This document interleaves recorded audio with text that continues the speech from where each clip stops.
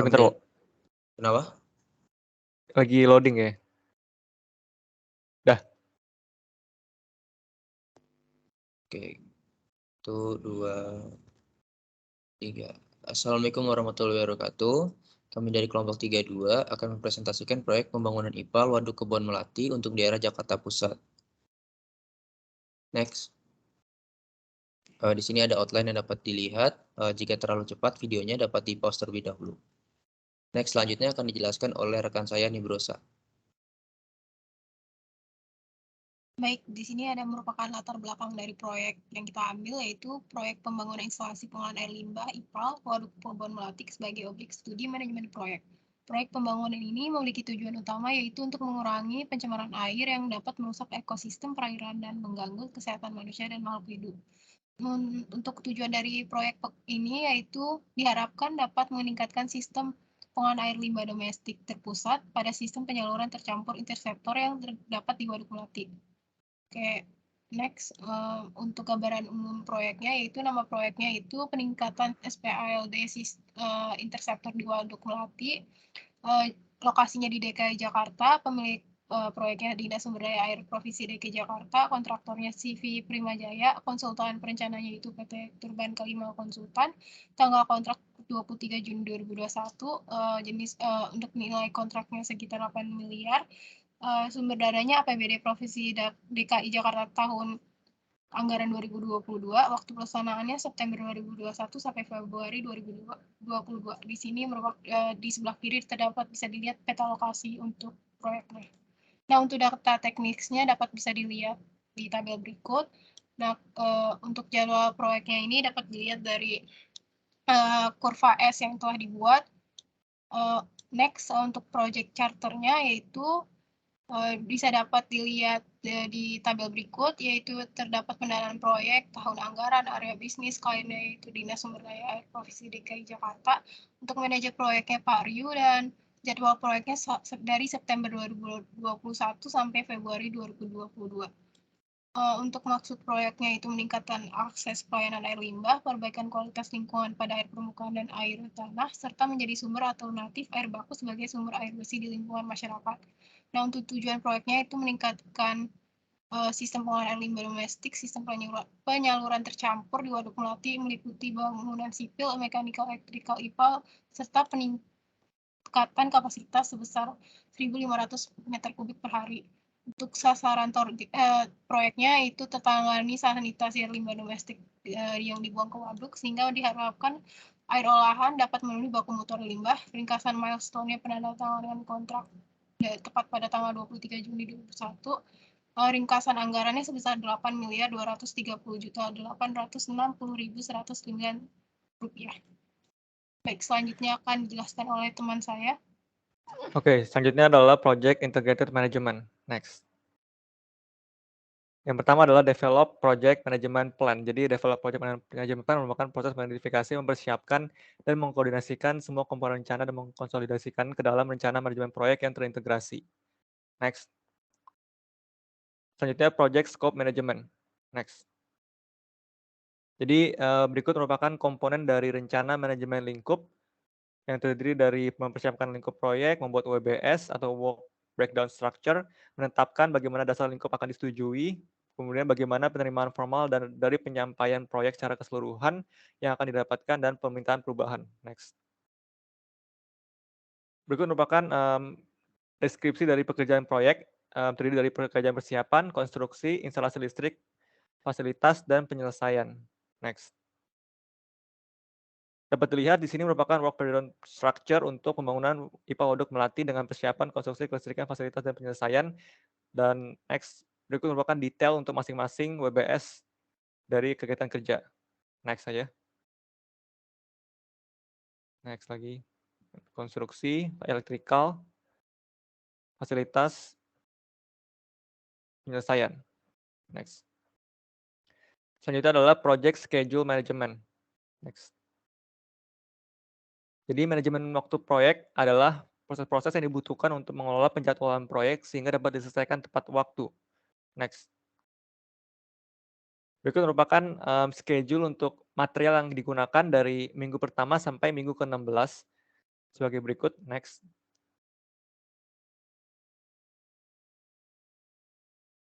Next lagi. Berikut merupakan untuk alat yang digunakan dari minggu pertama sampai minggu ke-22. Next. Dan berikut merupakan schedule dari pekerjaan yang dilakukan di proyek kami, di proyek IPAL, dan dirangkum dalam kurva S. Next.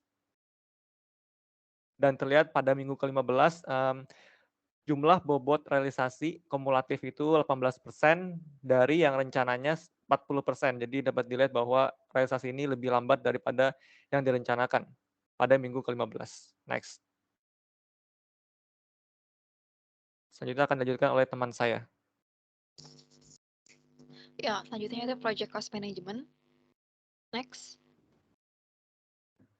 Dalam project cost management terdapat plan cost management di mana pada tahap ini merupakan rencana manajemen biaya proyek mencakup proses yang terlibat dalam perencanaan, estimasi, penganggaran, pembiayaan, pendanaan, pengelolaan, dan pengendalian biaya-biaya proyek. Untuk inputnya terdiri dari rencana manajemen biaya proyek, yaitu seperti project charter, rencana manajemen proyek, dan lain sebagainya. Untuk alat dan teknik yang digunakan yaitu melalui penilaian ahli, analisis data, dan rapat. Kemudian untuk outputnya dari plan ini berupa perencanaan manajemen biaya. Next. Berikut merupakan diagram alur rencana manajemen biaya yang terdiri dari develop project charter, itu dalam isi terdapat project charter, kemudian project management plan yang terdiri dari schedule management plan dan risk management plan, kemudian dari enterprise atau organization yang terdiri dari enterprise dan organizational process assets. Next, sorry. Dari ketiga tersebut disusun menjadi plan cost management yang menghasilkan cost management plan sehingga yang termasuk dalam project management plan. Next. Yang kedua itu ada estimasi cost. Estimasi cost merupakan proses dalam manajemen biaya proyek yang mengembangkan sebuah pendekatan biaya-biaya sumber daya yang dibutuhkan untuk menyelesaikan setiap aktivitas tetap.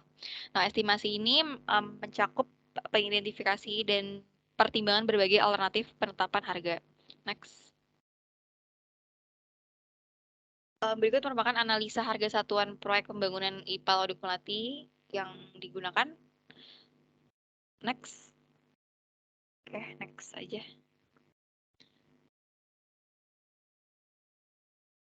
Nah, kemudian yang ketiga ada menentukan budget. Nah, berikut merupakan rencana anggaran biaya atau RAB pada proyek pembangunan IPAL Waduk Melati. Contohnya seperti ini. Next. Ya. Next. Oke. Ya. Oke. Kemudian setelah itu ada project quality management. Next. Project quality management ini yang pertama terdiri dari plan quality management. Nah, perencanaan manajemen mutu atau plan quality management yaitu merupakan proses identifikasi persyaratan atau standar kualitas proyek. Nah, proses ini digunakan untuk mengantisipasi terjadinya suatu kesalahan atau ketidaksesuaian dengan standar. Berikut merupakan kebijakan mutu pada perusahaan, yaitu yang pertama meningkatkan mutu cara kerja dan hasil kerja. Kemudian yang kedua itu ada melaksanakan norma-norma K3L, dan yang terakhir itu selalu berusaha untuk meningkatkan kompetensi sumber daya manusia serta sarana dan prasarana yang memadai. Next. Berikut merupakan contoh dari instruksi kerja yang digunakan pada perusahaan. Ini yang berbentuk dalam tabel instruksi kerja. Next.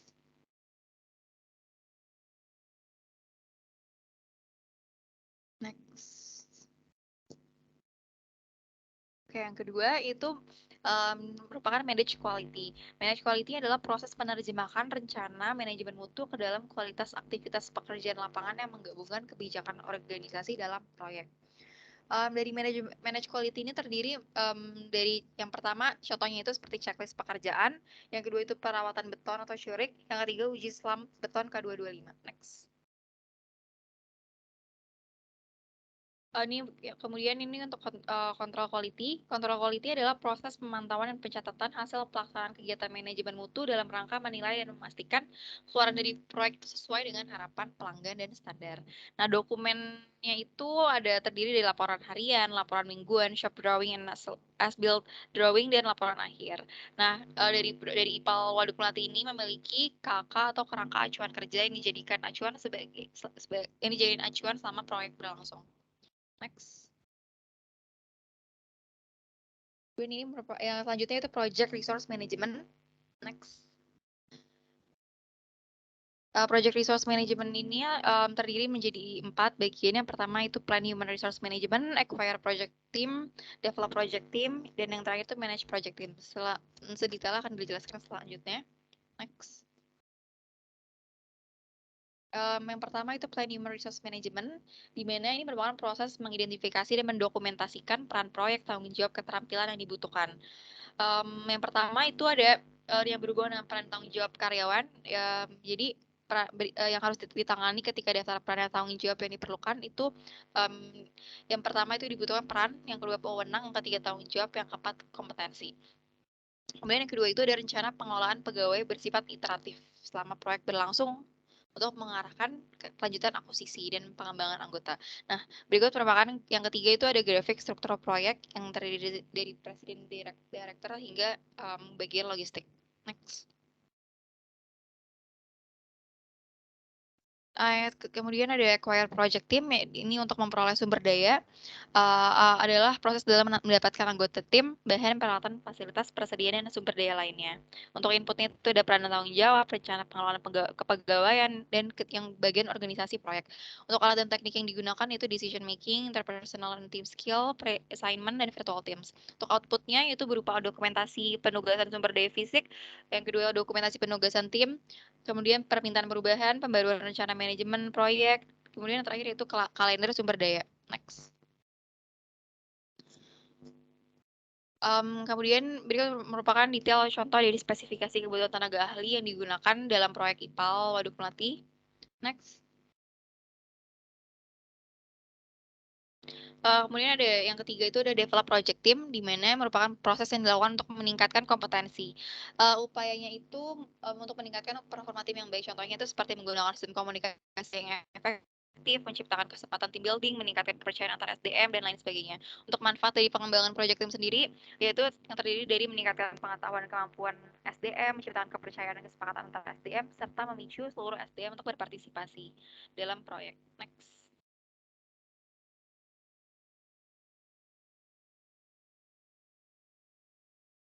Nah, terakhir itu merupakan develop project team yang inputnya itu perencanaan manajemen SDM, project staff assignment, dan kalender SDM. Alat dan tekniknya itu collocation, virtual teams, interpersonal skill, dan training. Untuk outputnya itu penilaian performa SDM sebagai tim dan pembaruan faktor lingkungan perusahaan. Terakhir itu manage team project, itu suatu proses memetakan performa setiap anggota tim proyek berdasarkan jenis pekerjaan pada WBS. Untuk inputnya itu terdapat dalam dokumen proyek, laporan performa kerja, penilaian performa tim, faktor perusahaan lingkungan, serta aset proses organisasional. Untuk alat dan teknik yang digunakan itu keterampilan interpersonal dan tim. Untuk outputnya berupa change request, pembaruan rencana manajemen proyek, dokumen-dokumen proyek, serta faktor lingkungan perusahaan.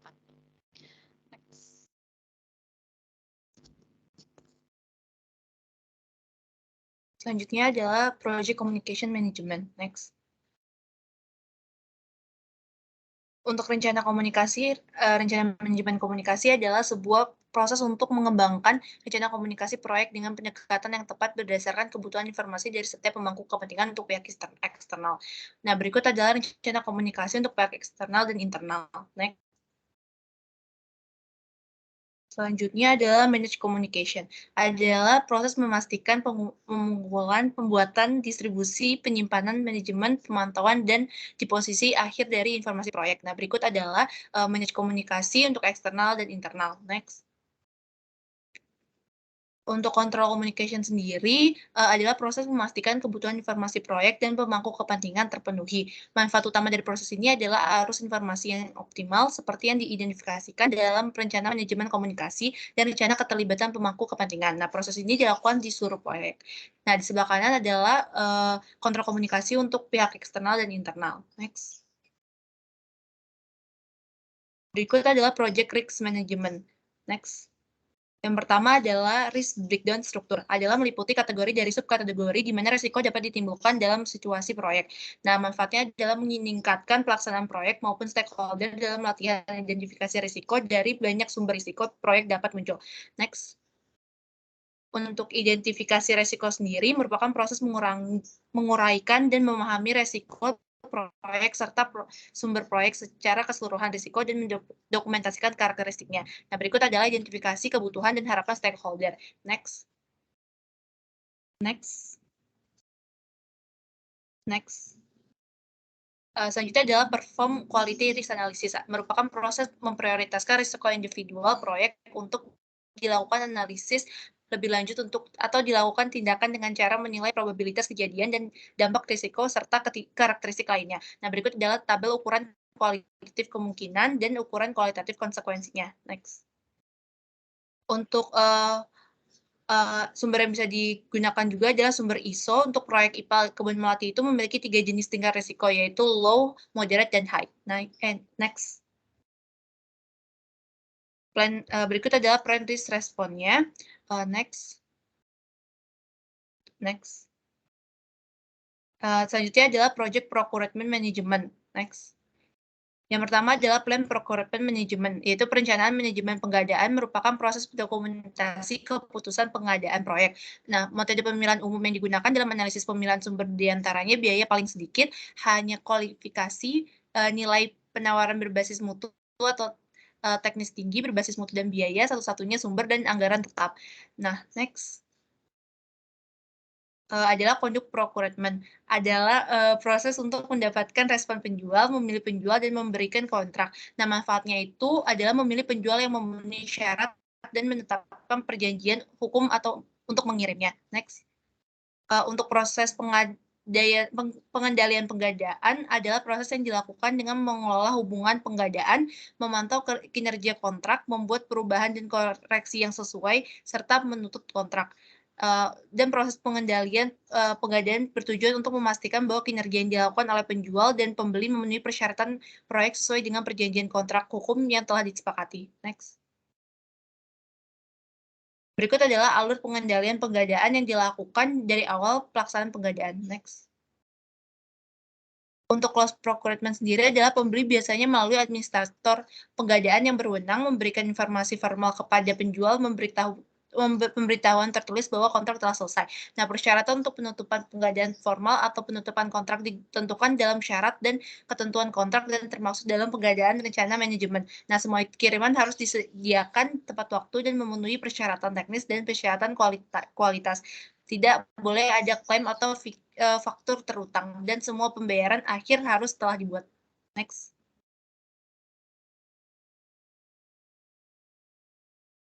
Baiklah, selanjutnya kita lanjutkan pada project stakeholder management. Next.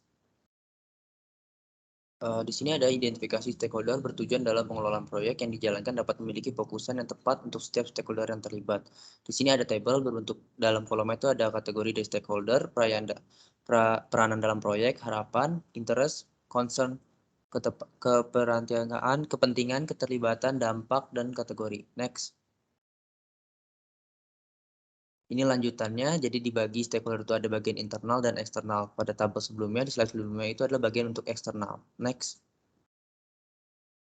Kemudian 13.2 itu pembagian dari subbab stakeholder engagement plan.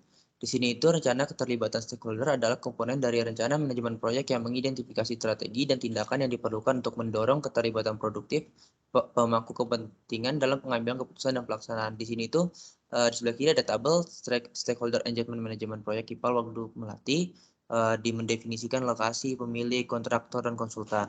Kemudian untuk sebelah kanan itu terdapat tabel stakeholder engagement assessment matrix, itu di mana terdapat pengertian untuk C, itu adalah kondisi current, di mana dia mempengaruhi suatu kegiatan proses proyek.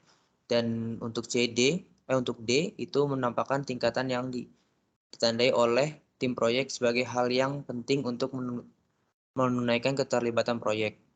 Dari form ini nanti ditandai C, CD atau D. Next.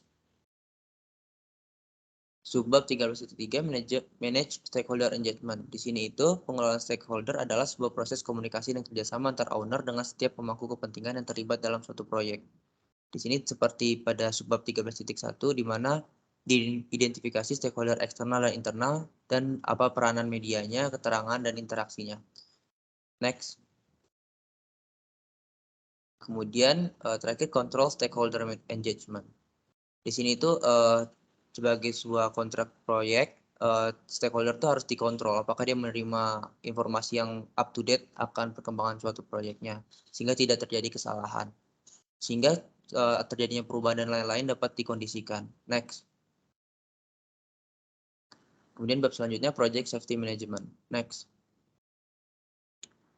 Pertama kita memerlukan subbab safety planning di mana segala kegiatan itu direncanakan tindakan keamanannya. Terdapat form yang akan diisikan apa saja yang harus dilakukan pengamanan dalam proses pengerjaannya. Next. Kemudian safety plan execution ini adalah pelaksanaan dari safety planning sebelumnya, di mana implementasi dan aplikasi dalam pelaksanaan praktikal kegiatan K3 di proyek sesuai dengan yang sudah dirumuskan dalam rencana K3. Di sini tuh ada suatu input, terdapat struktur, organisasi pelatihan, konsultasi, pengendalian operasional, kemudian pengendalian dokumen dan data, keterlibatan mitra kerja, dan penghargaan dan sanksi. Di sini tuh toolsnya juga beragam dari peralatan APD, keperlengkapan K3 lain, peninjauan, komunikasi K3, inspeksi K3, hingga tes pengobatan. Yang nanti hasilnya adalah meminimalisir kecelakaan, biaya asuransi yang lebih rendah, mempertinggi reputasi perusahaan, dan terakhir meningkatkan produktivitas. Next. Kemudian safety administration and report. Di sini itu adalah bentukan dari hasil dari execution berupa dokumen yang nantinya secara administrasi akan dilaporkan kepada Kementerian Ketenagakerjaan akan keselamatan dan kesehatan pekerja. Next. Bab selanjutnya adalah project environmental management. Next B. Pertama itu environmental planning. Di sini tuh adalah perencanaan dari suatu program proyek itu dampak akan lingkungannya itu apa. Apakah dinilai dari ketetapan lingkungannya, regulatornya apa, karakteristik pelaksanaan proyek, karakteristik lingkungan sekitar site-nya itu apa, terus izin-izinnya, kebijakan lingkungan dari perusahaan, klien, dan lain-lain. Yang nantinya akan memberikan output berupa rencana pengelolaan lingkungan lingkup terkini dari progres proyeknya, masukan dari proses lain, dan terakhir definisi operasional dari lingkungan. Next. Di sini ada subbab environmental assurance di mana adalah memastikan bahwa segala bentuk aktivitas dan kegiatan yang sudah diimplementasikan di proyek dapat membuat seluruh SDM di proyek akan merasa nyaman dengan standar lingkungan yang relevan. Kemudian environmental assurance dapat dilakukan dengan pemenuhan peraturan yang berlaku. Di assurance ini yang perlu dipastikan adalah pembuangan limbah padat hasil pekerjaan galian, kayak tanah yang udah digali itu diletakkan kemana. Kemudian limbah padat kayu dan kardus hasil dari pekerjaan. Limbah padat lainnya yang hasil dari segala proyek yang kita lakukan. Next. Kemudian environmental control. Di sini itu dilakukan untuk mengendalikan dampak-dampak dari proyek yang kita lakukan. Misalkan dari input itu kita perlu data dampak lingkungan dari hasil kerja. Kemudian rencana pengelolaan lingkungan, definisi operasional lingkungan, dokumen checklist, dan dokumen input balik dari stakeholder. Dengan beberapa tools and teknik seperti proses pengendalian risiko, terus AMDAL, dan sebagainya, diperolehlah output berupa dokumen peningkatan lingkungan, keputusan penerimaan, tindak lanjut perbaikan jika ada sesuatu yang kesalahan ataupun perlu diperbaiki, terus checklist penyelesaian dan penyesuaian proses. Next. Baiklah, itu saja penjelasan outline kami dari manajemen proyek dari IPAL Waduk Melati ini. Kemudian ini adalah slide referensi yang kita gunakan. Next. Oke, sekian. Terima kasih. Wassalamualaikum warahmatullahi wabarakatuh.